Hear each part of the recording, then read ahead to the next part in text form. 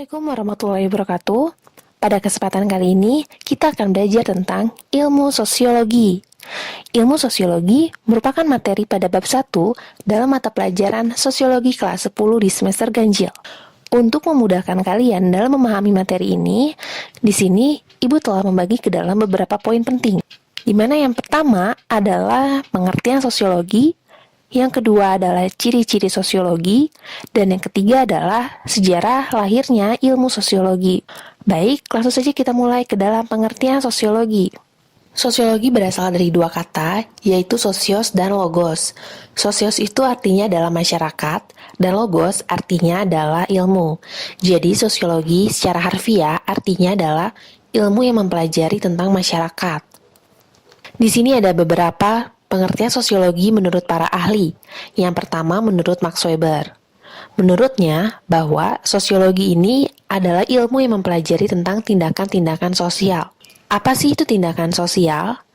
Tindakan sosial adalah suatu tindakan yang dilakukan oleh seseorang terhadap orang lain. Jadi dalam hal ini, dalam aktivitasnya itu harus terdapat pelaku kedua. Contohnya adalah ketika seseorang sedang marah, kemudian orang tersebut mendorong orang lain, itulah yang dikatakan sebagai tindakan sosial. Bandingkan dengan seseorang yang sedang marah, kemudian orang tersebut hanya diam dan tidak melakukan apa-apa, itu tidak dapat dikatakan sebagai tindakan sosial karena di dalamnya tidak terdapat pihak kedua atau orang lain. Sehingga dapat dikatakan bahwa tidak semua tindakan itu dikatakan sebagai tindakan sosial. Kemudian yang kedua menurut Selo Sumarjan. Menurutnya, bahwa sosiologi ini adalah ilmu yang mempelajari struktur sosial dan proses sosial termasuk perubahan sosial. Struktur sosial di sini artinya adalah tatanan atau sistem atau bisa juga disebut dengan tingkatan sosial. Contoh tingkatan sosial yang terdapat di lingkungan sekitar kita misalnya adalah suatu sistem kasta. Dan tingkatan yang dilihat dari ekonomi. Ada masyarakat yang kaya dan ada masyarakat yang tidak kaya. Kemudian yang terakhir menurut Surjano Sukanto. Menurutnya, bahwa sosiologi merupakan ilmu yang mempelajari masyarakat secara keseluruhan dan hubungan-hubungan antara orang-orang di dalam masyarakat. Dari ketiga pendapat tersebut, dapat kita simpulkan bahwa pengertian sosiologi adalah suatu ilmu yang mempelajari tentang kehidupan masyarakat dan gejala-gejala sosial serta struktur sosial pada masyarakat itu sendiri. Kemudian kita beralih ke poin berikutnya, yaitu ciri-ciri sosiologi. Ternyata, sosiologi ini merupakan suatu ilmu sosial yang memiliki karakteristik berbeda dibandingkan ilmu sosial yang lainnya. Maka di sini terdapat 4 sifat dalam sosiologi atau 4 ciri dalam sosiologi. Ciri yang pertama yaitu bersifat empiris. Artinya, bahwa sosiologi ini didasarkan pada hasil observasi terhadap kenyataan dan akal sehat yang sifatnya itu tidak boleh spekulasi. Artinya, tidak boleh menduga-duga. Contoh, ketika ada suatu fenomena sosial seperti kemacetan, kita tidak bisa menduga-duga bahwa penyebab dari kemacetan mungkin bisa terjadi karena seseorang malas untuk menggunakan kendaraan umum. Atau mungkin seseorang terbiasa menggunakan kendaraan pribadi dan menyebabkan kemacetan. Kalimat mungkin di sini perlu kita garis bawahi sebagai tanda bahwa hal tersebut bisa dikatakan spekulasi atau menduga-duga. Hal tersebut tidak sesuai dengan sifat empiris pada sosiologi.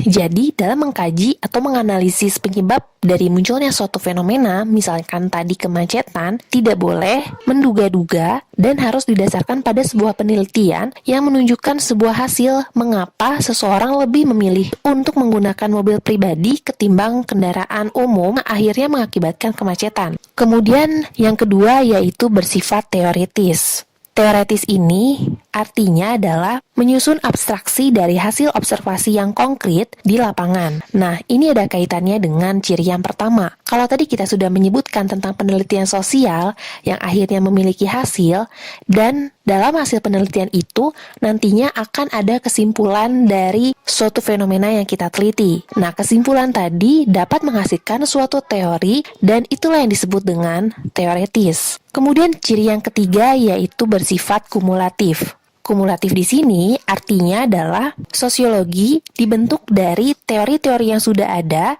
kemudian dapat diperbaiki dan diperluas lagi.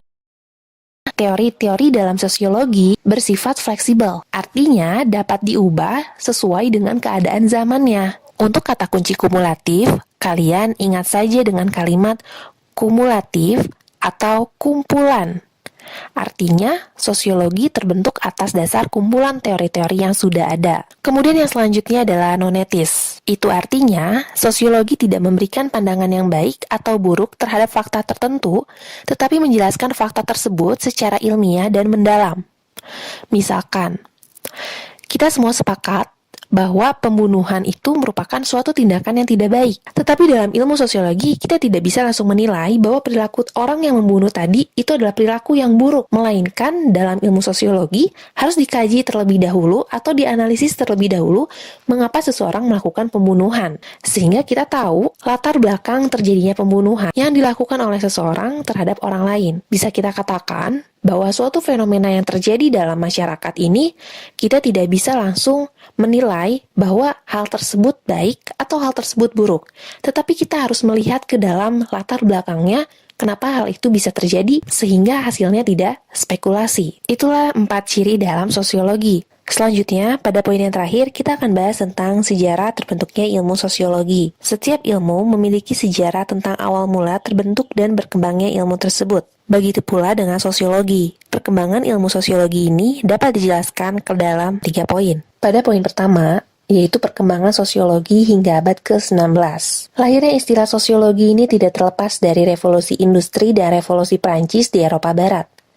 Telah terjadi pola kebiasaan baru yang pada awalnya mereka berharap bahwa revolusi industri ini dapat menghilangkan diskriminasi dan penindasan bagi anggota masyarakat di sana. Tetapi pada kenyataannya, semenjak adanya revolusi industri, kekacauan ini malah semakin terlihat nyata. Mulai muncul kelas-kelas sosial yang baru, seperti masyarakat yang memiliki modal besar dan masyarakat yang tidak memiliki modal besar, atau disebut juga dengan buruh dan majikan, di mana orang yang memiliki modal besar ini mendominasi orang-orang yang tidak memiliki modal besar. Peristiwa ini disebut juga dengan kapitalisme dan feodalisme. Melihat kenyataan seperti ini, muncullah salah satu tokoh dari Prancis yang bernama Auguste Comte yang mulai berpikir bahwa bagaimana cara untuk mengurangi dampak dari adanya revolusi industri di Prancis. Akhirnya, Auguste Comte mulai mengembangkan suatu ilmu dengan istilah atau dengan sebutan baru yang disebut dengan sosiologi.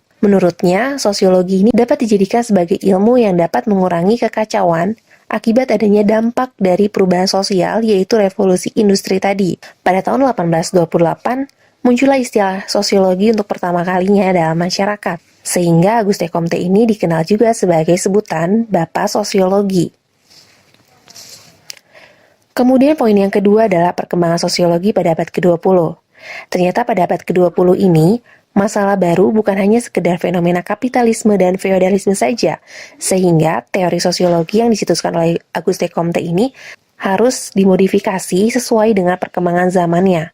Karena pada saat itu, mulai muncul fenomena baru seperti interaksi sosial, kemudian migrasi, dan lain-lainnya. Sehingga melihat kondisi baru seperti itu, mulai muncullah sosiologi baru yang disebut dengan sosiologi modern.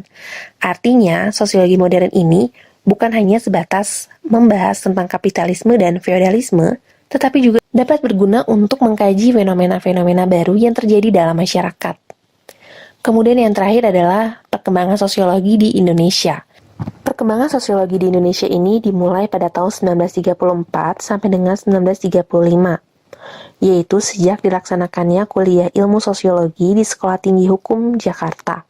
Pada saat itu, sosiologi ini hanya menjadi mata kuliah tambahan untuk ilmu hukum karena belum terdapat spesialisasi ilmu sosiologi. Namun, setelah Indonesia merdeka, mulai dikembangkan ilmu sosiologi pertama kalinya diberikan di Akademi Ilmu Politik Yogyakarta, yang saat ini menjadi Fakultas Ilmu Sosial dan Ilmu Politik Universitas Gadjah Mada. Selanjutnya, muncul berbagai buku yang membahas ilmu sosiologi dan diimbangi pemikiran yang logis. Dapat dikatakan bahwa perkembangan ilmu sosiologi pada awalnya hanya melengkapi ilmu lain, yaitu hanya dijadikan sebagai ilmu tambahan untuk jurusan ilmu politik. Akan tetapi, melihat pentingnya dan memahami mempelajari masyarakat Indonesia, akhirnya sosiologi ini menjadi ilmu pengetahuan yang berdiri sendiri, Dan mulailah pemerintah mewajibkan pelajaran sosiologi ini dimulai dari SMP hingga dengan SMA, bahkan hingga ke perguruan tinggi. Nah, itulah sejarah perkembangan lahirnya sosiologi hingga bisa sampai ke Indonesia. Semoga dengan materi kali ini, kalian bisa lebih memahami pembelajaran sosiologi dan lebih mengenal tentang mata pelajaran sosiologi. Mungkin cukup sekian pembelajaran pada kesempatan kali ini. Terima kasih atas perhatiannya. Jika ada yang ingin ditanyakan, silakan tulis pertanyaan kalian pada kolom komentar di Google Classroom-nya masing-masing. Terima kasih semua. Wassalamualaikum warahmatullahi wabarakatuh.